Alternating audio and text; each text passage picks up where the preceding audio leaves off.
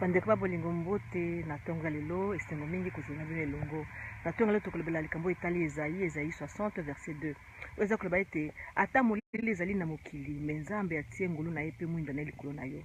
Ndeko na ngai na tonga lelo eza kobima yo, eza kokende kosala bacourse na yo, yeba ete makambo nyonso oza nango bosenga ezali oyo Nzambe asali mpo na yo, atie mpo na yo. Kotala te oyo baninga bazoyebisa yo to mpe bisika ozokende babiso te kuna. Par exemple soki koluka mosala kuna bapesaka bato ya mindo misala te, to kuna ifo ozala boye to ifo ozala lolenge boye.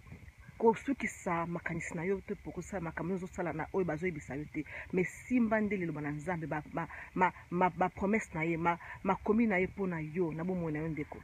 Yango nde ekosala différence na kati ya bomoi na yo. Ndenge nalobaka mpe nakoloba tout le temps ezali important biso bana Nzambe toyeba eloko nini mpenza Nzambe alaki biso mpe tozoyamba yango na lolenge nini.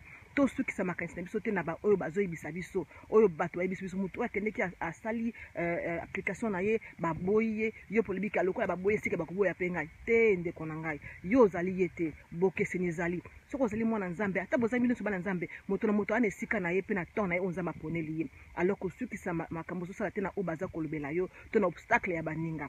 Alors Nzambe apambola bino, tika ete makomi ya Nzambe ezala yango nde boyambi mpo na bino, me mpo na oyo bato balobi te, me oyo bino boyebi na kati oyo ya liloba ya Nzambe. Nzambe apambola bino, tomonani bolobi.